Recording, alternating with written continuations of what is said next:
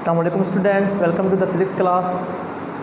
Physics introductory video का बाद में असां डिस्कस कंदासीं हाणे main branches of physics. Previous असां लेक्चर में पढ़ियासीं त असां वटि फिज़िक्स जेको छा आहे या फिज़िक्स में असां छा पढ़ंदा आहियूं।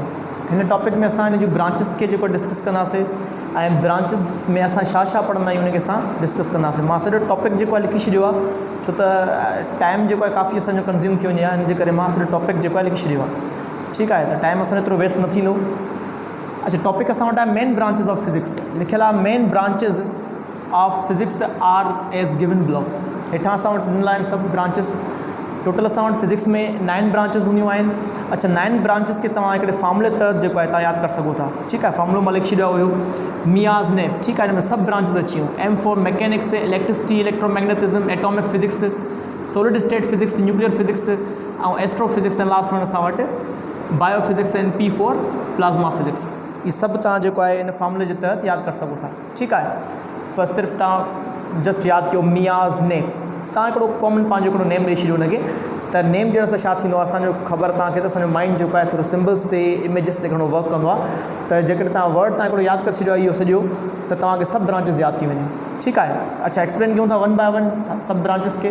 फर्स्ट असां वटि ब्रांच आहे मैकेनिक्स। लिखियलु आहे it deals with the motion of objects with और विदाउट रिफरेंस ऑफ फोर्स। ठीकु आहे, हिकु हिकु लाइन में तमामु जेको आहे सिंपल वे सां मां सभिनी डेफिनेशन लिखियूं आहिनि। लाज़मी न आहे तव्हां जेको आहे हिकु हिकु ॿ टे पेजनि जूं तव्हां जेको डेफिनेशन्स ठाहियो। सिर्फ़ु सिंपल जेको आहे कॉन्सेप्ट निकिरे त डेफिनेशन में असां पढ़ंदा छा आहियूं या असां ब्रांचेस में असां हिकु हिकु ब्रांच में असां पढ़ंदा छा आहियूं, सिर्फ़ु इहा शइ अचे त काफ़ी आहे।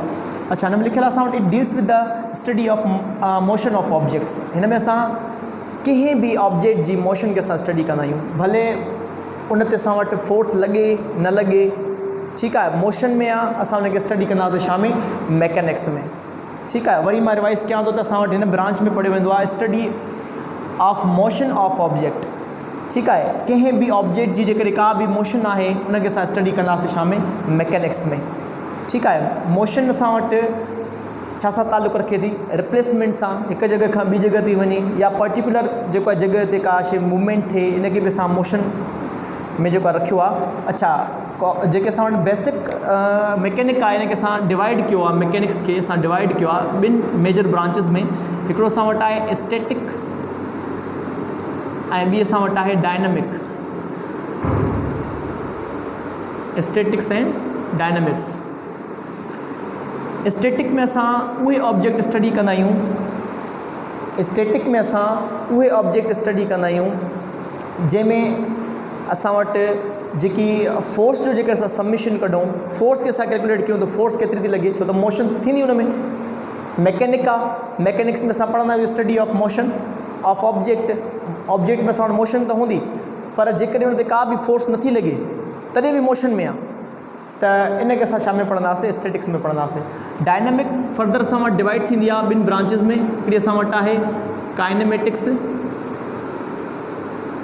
काइनेमेटिक्स ऐं ॿी असां वटि डिवाइड थींदी आहे हिन में छा में, काइनेटिक। ॿी छा में, kinetic. Kinematics and kinetic. Kinematics में असां just study of motion, means motion जा असां वटि कहिड़ा कहिड़ा टाइप्स आहिनि। रोटेटरी मोशन आहे, सर्कुलेटरी मोशन आहे, इनखे असां थर्ड चैप्टर में एक्सप्लेन कंदासीं डीप में, छो त काइनेमेटिक्स ऑफ लीनियर मोशन तव्हांजो थर्ड चैप्टर आहे तव्हांजो जेको आहे फिज़िक्स जी बुक में। काइनेटिक असां वटि केमिस्ट्री में बि पढ़ी आहियूं काफ़ी दफ़ा। त काइनेटिक जी मीनिंग छा हूंदी आहे, study of molecule, study of motion of molecule, motion of object, that is called kinetic. ठीकु आहे, त सम्झी वियो त असां वटि मैकेनिक्स में छा पढ़ियो वेंदो आहे। वरी रिवाइज़ कयां थो, मैकेनिक्स में असां वटि study of motion of object. Object जेकॾहिं असां वटि मोशन में आहे, भले हुन ते फोर्स लॻे न लॻे, तॾहिं बि असां हुनखे स्टडी कंदासीं छा में, मैकेनिक्स में। नेक्स्ट असां वटि ब्रांच आहे electricity. It concern with the study of phenomena and effects related to electric charge. Electricity में असां छा स्टडी कंदा आहियूं, इलेक्ट्रिसिटी असां वटि वर्ड निकितल आहे फ्लोइंग ऑफ इलेक्ट्रॉन मां। Electricity means flowing of electron. मां लिखां थो हिते फ्लोइंग ऑफ इलेक्ट्रॉन। इलेक्ट्रॉन कहिड़ी चार्ज में हूंदा आहिनि, माइनस चार्ज में हूंदा आहिनि। ठीकु आहे, फ्लोइंग ऑफ इलेक्ट्रॉन। अच्छा, हिन में असां छा पढ़ंदा आहियूं, it concern with the phenomena and effect related to the electric charge. पहिरीं ॻाल्हि त असां वटि इलेक्ट्रिसिटी ठहे कीअं थी, इन जो फिनोमिना छा आहे, प्रोसीजर छा आहे, सॼो इन शइ खे बि असां स्टडी कंदा आहियूं छा में, इलेक्ट्रिसिटी में। इन जा इफेक्ट कहिड़ा कहिड़ा आहिनि ॿिनि ऑब्जेक्ट्स ते जीअं असां वटि फैन हले थो इहो इलेक्ट्रिसिटी जो इफेक्ट आहे मैग्नेटिज़म क्रिएट थिए थो तॾहिं असां वटि छा थिए थो हिनजो में जेको आहे मोशन क्रिएट थिए थी कहिड़ी रोटेटरी मोशन ठीकु आहे त हिन जो फिनोमिना कहिड़ो आहे मीन्स हिन जा लॉ कहिड़ा आहिनि प्रिंसिपल्स कहिड़ा आहिनि ठहण जा ऐं हिन जा इफेक्ट कहिड़ा आहिनि अदर ऑब्जेक्ट्स ते हिनखे बि असां स्टडी कंदा आहियूं छा में इलेक्ट्रिसिटी में नेक्स्ट असां वटि आहे रिलेटेड टू इलेक्ट्रिक चार्ज छा आहे हाणे चार्जिस असां वटि ॿिनि क़िस्मनि जूं हूंदियूं हिकिड़ी प्लस चार्ज हूंदी आहे ॿी असां वटि माइनस चार्ज हूंदी आहे ठीकु आहे हाणे प्लस चार्ज ऐं माइनस चार्ज इहे ॿई चार्जिस जेके आहिनि असां वटि ॿिनि कंडीशन में पायूं वेंदियूं हिकिड़ी असां वटि हूंदी आहे असां वटि स्टैटिक चार्ज हिकिड़ी कहिड़ी हूंदी आहे स्टैटिक चार्जिस हूंदियूं आहिनि ऐं ॿी असां वटि हूंदियूं डायनामिक चार्ज स्टैटिक चार्जिस में छा थींदो आहे त असां वटि जेके चार्जिस आहिनि उहे रेस्ट कंडीशन में हूंदियूं आहिनि ठीकु आहे ऐं डायनामिक जेको आहे असां वटि चार्जिस में छा थींदो आहे त कंटिन्यू उन में असां वटि छा हूंदी आहे मोशन हूंदी आहे उन चार्जिस में जीअं असां वटि इलेक्ट्रिसिटी में असां वटि प्रोटॉन ऐं जेको आहे इलेक्ट्रॉन जी कंटिन्यू छा फ्लोइंग आहे त हिनखे असां छा चवंदासीं डायनामिक जेको आहे चार्ज ऐं स्टैटिक चार्ज असां वटि जीअं असां पेंट कयूं था ठीकु आहे ऑयल पेंट कयूं था कंहिं शइ ते स्प्रे कंदा आहियूं असां वॉल ते त इहो असां वटि छा आहे हिकिड़ो जेको आहे स्टैटिक चार्जिस आहे छो त असां स्प्रे खां बाद में ॾिसंदा आहियूं त उहो जॾहिं ड्राई थी वेंदो आहे त उन ते कलर जेको आहे स्टिक थी वेंदो आहे त उहो छा थींदो आहे बेसिकली जेको नोज़ल्स असां वटि हूंदो आहे नोज़ल जेको हूंदो आहे हिन जो स्प्रे जो उन मां असां वटि आयन क्रिएट थींदा आहिनि हाणे आयन जे तहत असां वटि उहे स्टिक थी वेंदा आहिनि कंहिं बि वॉल ते ठीकु आहे त पढ़ियासीं त असां हिन में छा पढ़ंदा आहियूं इलेक्ट्रिसिटी जो असां फिनोमिना पढ़ंदा आहियूं इफेक्ट पढ़ंदा आहियूं अदर ऑब्जेक्ट्स ते ऐं चार्जिस जे बारे में पढ़ंदा आहियूं चार्जिस पढ़ियासीं स्टैटिक बि हूंदा आहिनि ऐं डायनेमिक बि हूंदा आहिनि नेक्स्ट असां वटि ब्रांच आहे electromagnetism. It deals with the observation principles, laws and method related to electricity and magnetism.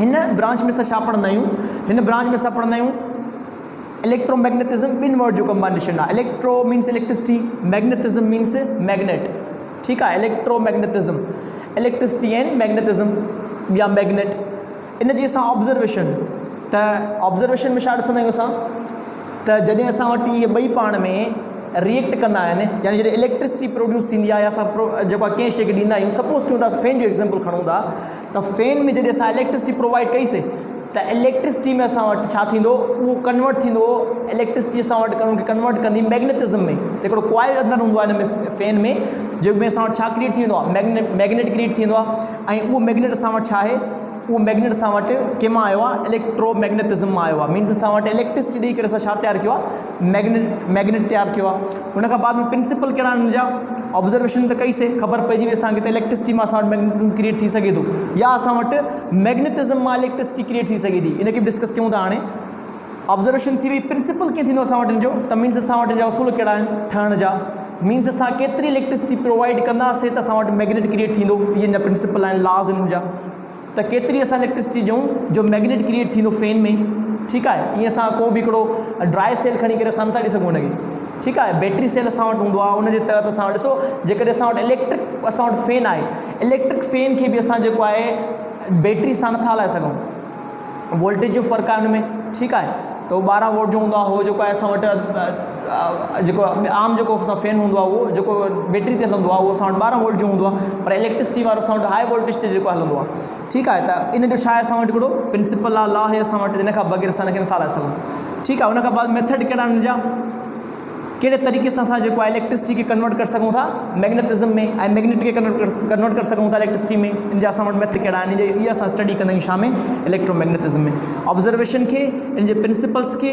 इन जे लॉज़ खे इन जे मेथड्स खे असां स्टडी कंदा आहियूं ऐं छा सां रिलेटेड हूंदा आहिनि इहे सभु जो सभु इलेक्ट्रिसिटी ऐं मैग्नेटिज़म सां ठीकु आहे मैग्नेटिज़म सां असां वटि इहे रिलेशन रखनि था यानी सिंपल तव्हांखे ॿुधायां त असां वटि इलेक्ट्रिसिटी कीअं थी मैग्नेट प्रोड्यूस करे ऐं मैग्नेटिज़म यानी मैग्नेट असां वटि कीअं थी जेको आहे कीअं थो असां वटि छा प्रोड्यूस करे इलेक्ट्रिसिटी अच्छा जनरेटर में असां वटि छा थींदो आहे त जॾहिं असां कॉइल खे फेराईंदा आहियूं रोटेट कराईंदा आहियूं कंटिन्यू त असां वटि उहो मैग्नेट जेको आहे छो त जनरेटर में छा हूंदो आहे मैग्नेट हूंदो आहे उहो मैग्नेट असां वटि कन्वर्ट थींदो आहे छा में इलेक्ट्रिसिटी में त जनरेटर हलाए करे असां इलेक्ट्रिसिटी प्रोड्यूस कंदा आहियूं त इन ब्रांच में असां इहे सभु शयूं पढ़ंदा आहियूं इन जा ऑब्जर्वेशन्स प्रिंसिपल लॉज़ एंड मेथड्स